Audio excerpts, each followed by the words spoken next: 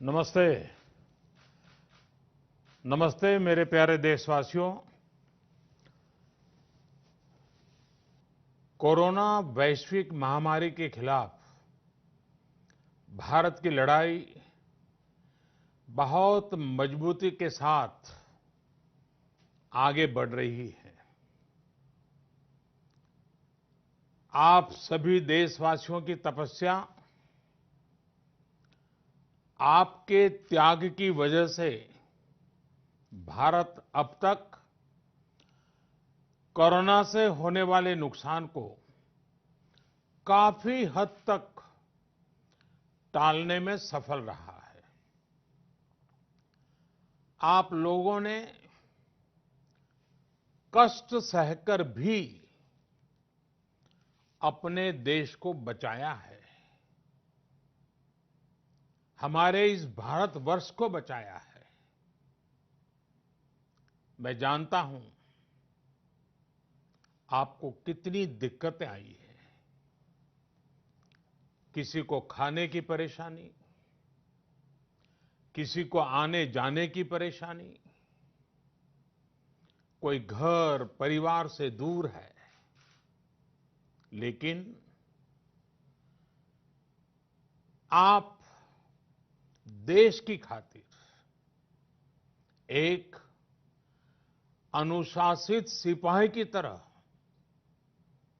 अपने कर्तव्य निभा रहे हैं। मैं आप सबको आदरपूर्वक नमन करता हूं। हमारे संविधान में जिस we the people of India, we the people of India की शक्ति की बात कही गई है, यही तो है वो। बाबा साहब डॉक्टर भीमराव अंबेडकर जी की जन्म जयंती पर हम भारत के लोगों की तरफ से अपनी सामूहिक शक्ति का ये प्रदर्शन, ये संकल्प बाबा साहब को सच्ची श्रद्धांजलि है। बाबा साहब का जीवन हमें हर चुनौती को अपनी संकल्प शक्ति और परिश्रम के बलबूते पर पार करने की निरंतर प्रेरणा देता है। मैं सभी देशवासियों की तरफ से बाबा साहब को नमन करता हूं। साथियों, ये देश के अलग अलग हिस्सों में अलग अलग त्योहारों का भी समय है, और वैसे भी भारत तो उत्सवों से भरा रहता है, उत्सवों से हरा रहता है, उत्सवों के बीच खिलखिलाता रहता है। बैसाखी, पोहेला बैशाख, पुथांडू, बोहाग बिहू, बिशु के साथ अनेक राज्यों में नए वर्ष की शुरुआत हुई है। लॉकडाउन के इन बंधनों के बीच मैं देश के लोग जिस तरह नियमों का पालन कर रहे हैं, जितने संयम से अपने घरों में रहकर त्योहार बड़ी सादगीपूर्ण तरीके से मना रहे हैं, ये सारी बातें बहुत ही प्रेरक हैं, बहुत ही प्रशंसनीय है। मैं नए वर्ष पर आपके परिवारजन के उत्तम स्वास्थ्य की मंगल कामना करता हूं। साथियों, आज पूरे विश्व में कोरोना वैश्विक महामारी की जो स्थिति है, हम सब उसे भलीभांति परिचित हैं। अन्य देशों के मुकाबले भारत ने कैसे अपने यहां संक्रमण को रोकने के प्रयास किए, आप इसके सहभागी भी रहे हैं और साक्षी भी। जब हमारे यहां कोरोना का एक भी केस नहीं था, उससे पहले ही भारत ने कोरोना प्रभावित देशों से आने वाले यात्रियों की एयरपोर्ट पर स्क्रीनिंग शुरू कर दी थी। कोरोना के मरीज 100 तक पहुंचे, उससे पहले ही भारत ने विदेश से आए हर यात्री के लिए 14 दिन का आइसोलेशन अनिवार्य कर दिया था। अनेक जगहों पर मॉल हो, थिएटर हो, क्लब हो, जिम हो, बंद कर जा चुके थे। साथियों, जब हमारे यहां कोरोना के सिर्फ 550 केस थे, तभी भारत ने 21 दिन के संपूर्ण लॉकडाउन का एक बहुत बड़ा कदम उठा लिया था। भारत ने समस्या बढ़ने का इंतजार नहीं किया, बल्कि जैसे ही समस्या दिखी, उसे तेजी से फैसले लेकर उसी समय रोकने का भरसक प्रयास किया। साथियों, वैसे एक ऐसा संकट है जिसमें किसी भी देश के साथ तुलना करना उचित नहीं है, लेकिन फिर भी कुछ सच्चाइयों को हम नकार नहीं सकते हैं। ये भी एक सच्चाई है कि अगर दुनिया के बड़े-बड़े सामर्थ्यवान देशों में कोरोना से जुड़े आंकड़े देखें, तो उनकी तुलना में आज भारत बहुत संभली हुई स्थिति में है। महीना डेढ़ महीना पहले कई देश कोरोना संक्रमण के मामले में एक प्रकार से भारत के बराबर खड़े थे। आज उन देशों में भारत की तुलना में कोरोना के केसेस 25 से 30 गुना ज्यादा बढ़ गए हैं। उन देशों में हजारों लोगों की दुखद मृत्यु हो चुकी है। भारत ने होलिस्टिक अप्रोच न अपनाई होती, इंटीग्रेटेड अप्रोच न अपनाई होती, समय पर तेज फैसले न लिए होते, तो आज भारत की स्थिति क्या होती, इसकी कल्पना करते ही रुएं खड़े हो जाते हैं। लेकिन बीते दिनों के अनुभवों से ये साफ है कि हमने जो रास्ता चुना है, आज की स्थिति में वही हमारे लिए सही है। सोशल डिस्टेंसिंग और लॉकडाउन का बहुत बड़ा लाभ देश को मिला है। अगर सिर्फ आर्थिक दृष्टि से देखें तो ये महंगा जरूर लगता है, बहुत बड़ी कीमत चुकानी पड़ी है, लेकिन भारतवासियों की जिंदगी के आगे इसकी कोई तुलना नहीं हो सकती। सीमित संसाधनों के बीच भारत जिस मार्ग पर चला है, उस मार्ग की चर्चा आज दुनिया भर में होना बहुत स्वाभाविक है। देश की राज्य सरकारों ने भी स्थानीय स्वराज संस्थाओं की इकाइयों ने भी इसमें बहुत जिम्मेदारी के साथ काम किया है। चौबीसों घंटे हर किसी ने अपना जीमा संभालने के लिए प्रयास किया है और हालत को संभाला भी है। लेकिन साथियों, इन सब प्रयासों के बीच कोरोना जिस तरह फैल रहा है, उसने विश्व भर में हेल्थ एक्सपर्ट्स को और सरकारों को और ज्यादा सतर्क कर दिया है। भारत में भी कोरोना के खिलाफ लड़ाई अब आगे कैसे बढ़े, हम विजयी कैसे हो, हमारे यहां नुकसान कम से कम कैसे हो, लोगों की दिक्कतें कम कैसे करें, इन बातों को लेकर राज्यों के साथ निरंतर चर्चाएं की है। और इन सभी चर्चाओं में से एक बात उभर करके आती है।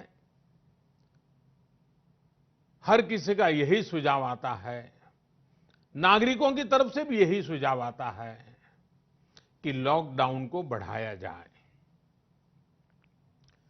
कई राज्य तो पहले से ही लॉकडाउन को बढ़ाने का फैसला कर चुके हैं।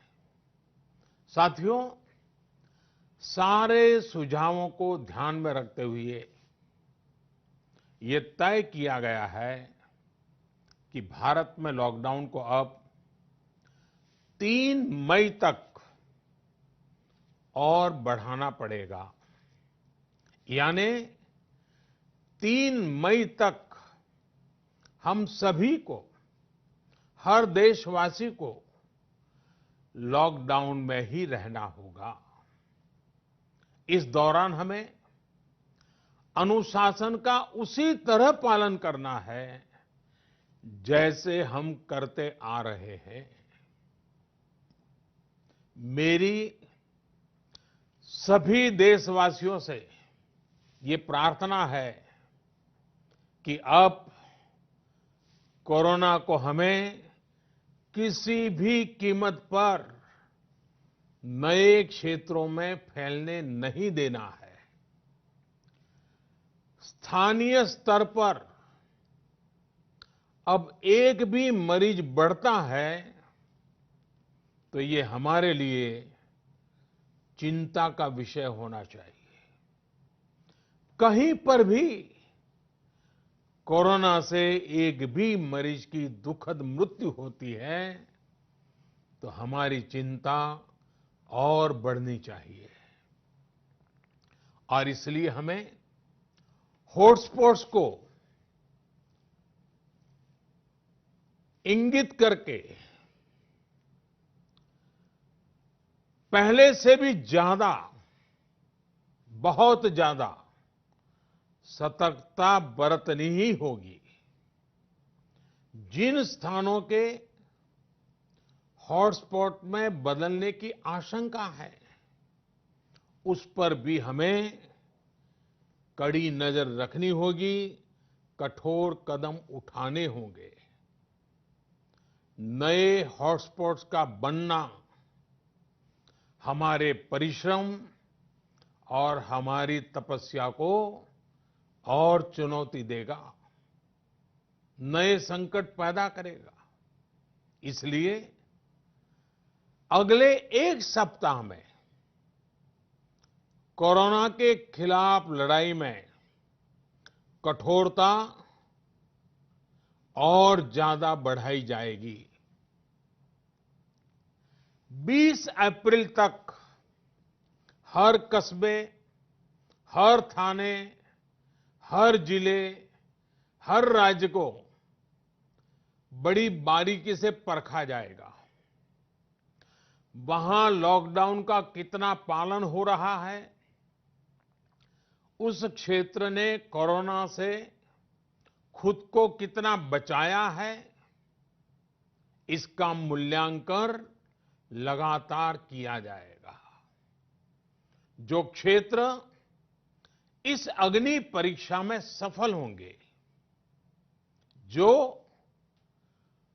अपने यहां हॉटस्पॉट नहीं बढ़ने देंगे और जिनके हॉटस्पॉट में बदलने की आशंका भी कम होगी, वहां पर 20 अप्रैल से कुछ जरूरी गतिविधियों की अनुमति, छूटछाट दी जा सकती है।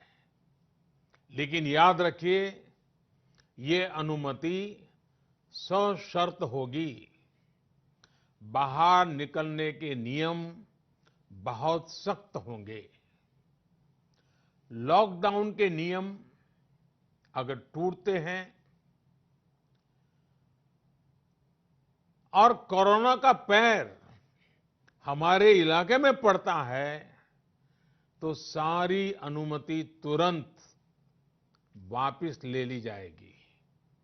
और इसलिए न खुद कोई लापरवाही करनी है और न ही किसी और को लापरवाही करने देना है।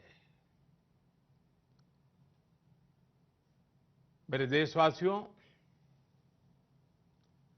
कल इस बारे में सरकार की तरफ से एक विस्तृत गाइडलाइन जारी की जाएगी।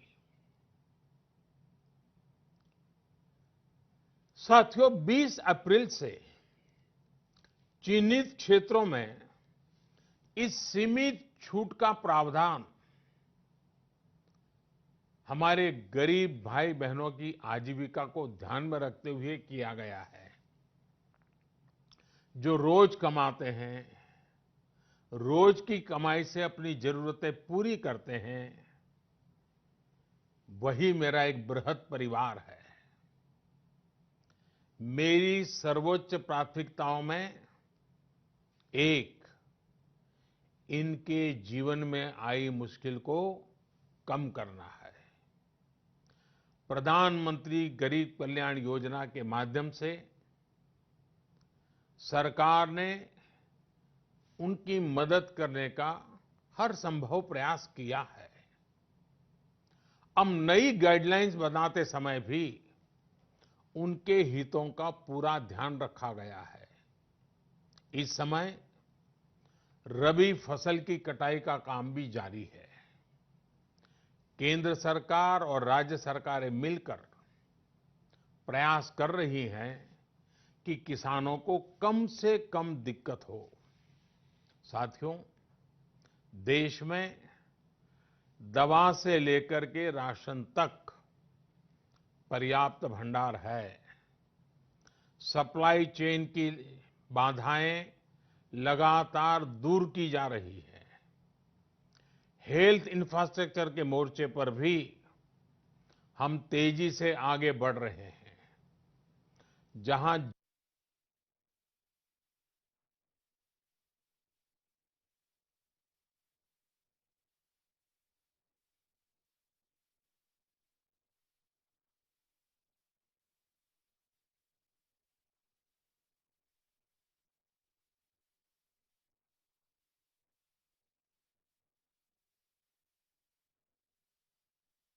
ये कहता है कि कोरोना के 10,000 मरीज होने पर 1500-1600 बेड्स की जरूरत होती है। भारत में आज हम 1 लाख से अधिक बेड्स की व्यवस्था कर चुके हैं। इतना ही नहीं, 600 से भी अधिक ऐसे अस्पताल हैं जो सिर्फ कोविड के इलाज के लिए काम कर रहे हैं। इन सुविधाओं को और तेजी से बढ़ाया जा रहा है। साथियों, आज भारत के पास भले सीमित संसाधन हो, लेकिन मेरा भारत के युवा वैज्ञानिकों से विशेष आग्रह है कि विश्व कल्याण के लिए मानव कल्याण के लिए। मेरे नौजवान साथियों, आप आगे आए। कोरोना की वैक्सीन बनाने का मेरे देश के नौजवान, मेरे देश के वैज्ञानिक बेड़ा उठाएं। साथियों, हम धैर्य बनाकर रखेंगे, नियमों का पालन करेंगे, तो कोरोना जैसी महामारी को भी परास्त करके ही रहेंगे। इसी विश्वास के साथ मेरी बात समाप्त करने से पहले मैं आपका साथ मांग रहा हूं। 7 बातों में आपका साथ। पहली बात, अपने घर के बुजुर्गों का विशेष ध्यान रखें।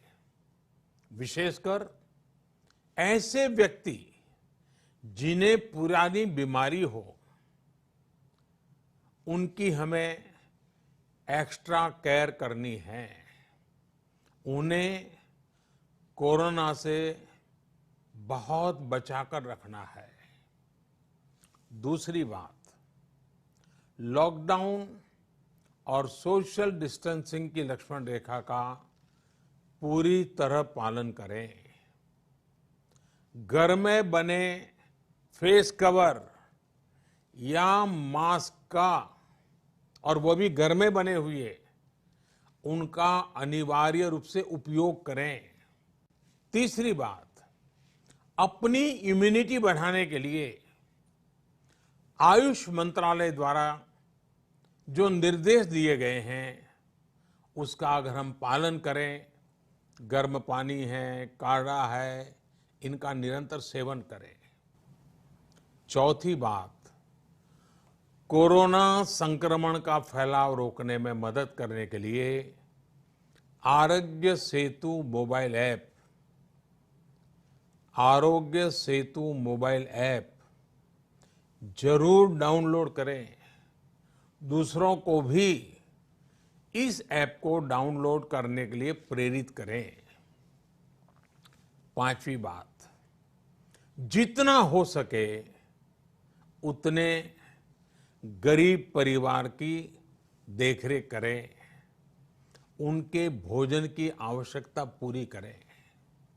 छठी बात, आप अपने व्यवसाय, अपने उद्योग में अपने साथ काम करे लोगों के प्रति संवेदना रखें, किसी को नौकरी से न निकालें। सातवीं बात, देश के कोरोना योद्धाओं, हमारे डॉक्टर, नर्सेस, सफाई कर्मी, पुलिसकर्मी, ऐसे सभी लोगों का हम सम्मान करें, आदर पूर्वक उनका गौरव करें। साथियों, इन 7 बातों में आपका साथ, ये सप्तपदी विजय प्राप्त करने का मार्ग है। विजय होने का हमारे लिए निष्ठापूर्वक करने वाला ये काम है। पूरी निष्ठा के साथ 3 मई तक लॉकडाउन के नियमों का पालन करें। जहां है वहां रहे, सुरक्षित रहें। वयम राष्ट्रे जागृयाम, हम सभी राष्ट्र को जीवंत और जागृत बनाए रखेंगे। इसी कामना के साथ मैं अपनी बात समाप्त करता हूं। आपको, आपके परिवार को उत्तम स्वास्थ्य की मंगल कामनाएं करता हूं। बहुत बहुत धन्यवाद। है वहां रहे, सुरक्षित रहें। वयम राष्ट्रे जागृयाम, हम सभी राष्ट्र को जीवंत और जागृत बनाए रखेंगे। इसी कामना के साथ मैं अपनी बात समाप्त करता हूं। आपको